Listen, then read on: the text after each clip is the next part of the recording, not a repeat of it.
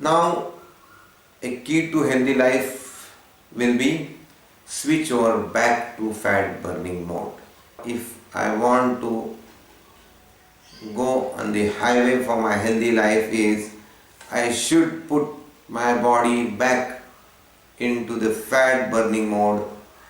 I should get rid of the sugar burning mode in which my body today is. You will be surprised to know that as an infant I was in the fat burning mode. Till the baby is taking breastfeeding, it is in the fat burning mode, but after that we successfully put all of them on sugar burning mode.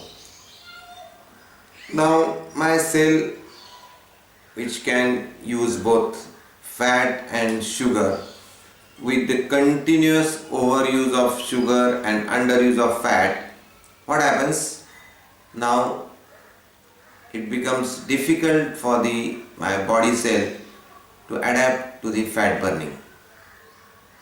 When both sugar and fat are present in the blood, and along with that insulin is the key substance or key hormone in this whole story. When insulin is circulating in the blood, it gives preference to the sugar or glucose to be used as my body fuel. So,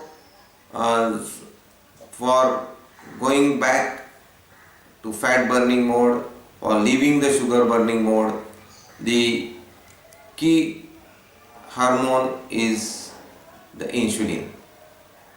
As we can see today in most of the people, there is, due to the excessive and repeated consumption of simple carbohydrates, the pulsatile secretory mode of insulin is lost. We have developed insulin resistance. More and more insulin is secreting in our body, in our blood, and so the insulin glucagon balance is lost now. We are producing far more insulin for far more time, and as we all know, insulin gives preference to the sugar, and insulin doesn't allow fat to get back from the adipose tissue. Fat is stored in the adipose tissue not for just storage purpose. It has been designed by God as a reusable storage.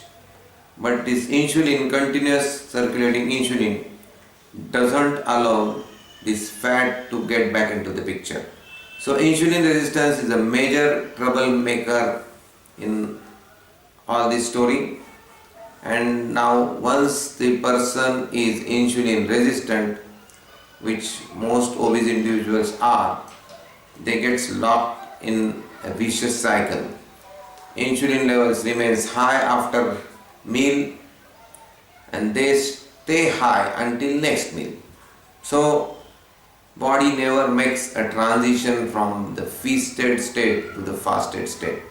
Hence they never burns any body fat. Let me reiterate, once you are obese, you will have a harder time in losing body fat than a thinner individual because you are insulin resistant. Unsurprisingly, the growth hormone levels in obese people are depressed because growth hormone and insulin level are reciprocally related to each other. Many other hormonal cycles and levels are also disturbed in the insulin resistant people. So this insulin resistance is associated with lots of problems: obesity, pre-diabetes, type 2 diabetes, dementia or Alzheimer's disease affecting the central nervous system, polycystic ovarian disease, various skin lesions, fatty liver or lipid metabolism disorders, hormonal imbalances, cardiovascular issues. All these things can be related with the insulin resistance problem. So how to break this insulin resistance. The number one priority for losing weight then is improving the insulin sensitivity or breaking the insulin resistance. In the natural situation, insulin and human growth hormone and glucagon levels are reciprocal.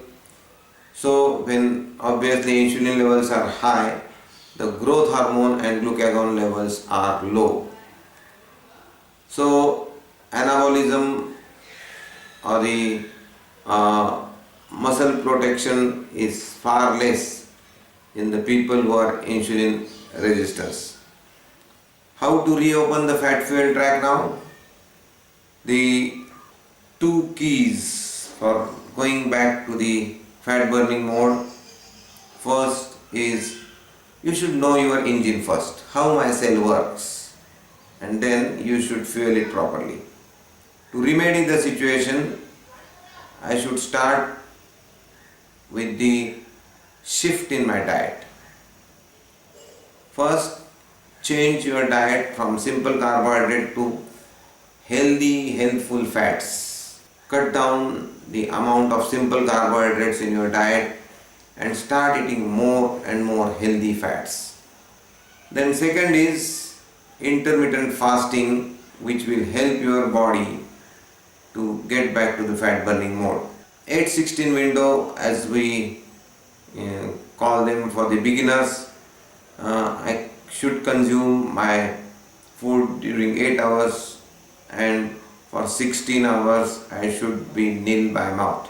Anything which contains sugar I should avoid in that 16 hours period.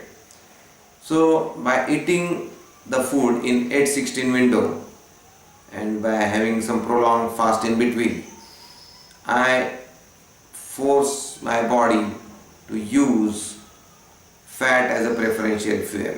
Cut down simple carbohydrates like cakes, ice creams, pastas and bakery items, various cold drinks, high sugary drinks, and going for the more healthier diet. Particularly it should be full of healthy fats. For the calories, I should rely more on healthy fats than on carbohydrates.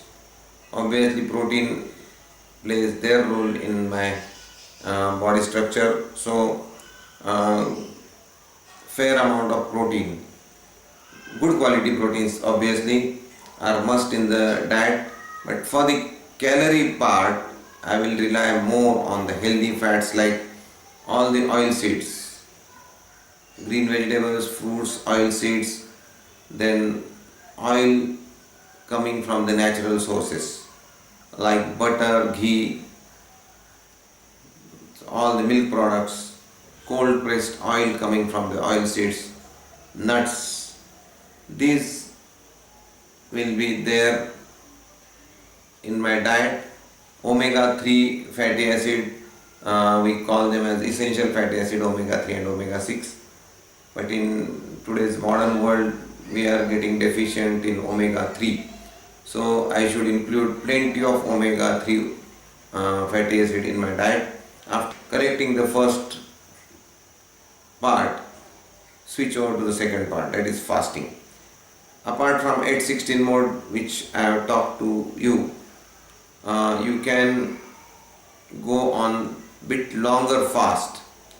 But when you are adopting to this method of switch over, always listen to your body. You should go slowly. If you are habituated for multiple meals in a day, just 16 to 18 hours fast are more than enough for you to begin with. If you have some hypoglycemic tendencies like causing headaches, weakness, tremors or irritability, you can take little bit of food to begin with. One thing you should remember, when you are going for the fasting, the high quality proper nutrition becomes even more important during this phase. Once you are fat adapted or your body starts using fat as a fuel, your energy levels will remain fairly stable throughout the day. Your hunger craving will virtually disappear. In this mode, from sugar burning to fat burning, exercise and sleep also play a very important role. So, proper sleep can boost your exercise performance. Exercise in turn can induce good quality sleep. Optimum vitamin D or sunlight exposure is a must for your mitochondria to function properly, and mitochondria is the organ for using fat as a fuel. As long as insulin is present in my blood, that means as long as dietary sugar or starch is coming in, it becomes impossible to burn the body fat. When sugar is used as a primary source of fuel, I will be hungry more often. I will experience various cravings all the time, and I will eat more frequently and regularly. And if I do not do that, I will suffer energy and mental or physical performance loss. So, quality of my mood and thinking often hugely is dependent upon the supply of the fuel in case of my sugar burning mode. But once I switch over to fat burning mode, obviously all these drawbacks will be easily managed or will be kicked off. The fatigue, anxiety, irritability, explosive anger, jitters and all other cravings will virtually disappear. Addiction to the fastest form of fuel, that is alcohol, caffeine or even nicotine, will also start subsiding with the conversion or going back to the fat burning mode. Unsaturated fatty acid, as I have told you, omega-3 fatty acid and medium chain fatty acids like coconut oil and obviously cow's ghee and butter. These are the important adjuvant, because medium chain fatty acids are much easier for the body to consume as a fuel. So they are very important adjuvants for this switch from sugar burning mode to fat burning mode. The many great people in the world have told us fasting is the treatment for many problems. So almost all the religions all over the world, they advise you to fast intermittently. I think it's only the modern medical expert and we people, we give this advice in last few decades of frequently eating, every 2-3 hours we should eat, is the advice given by we modern people. Start intermittent fasting to switch our body back to the fat burning mode.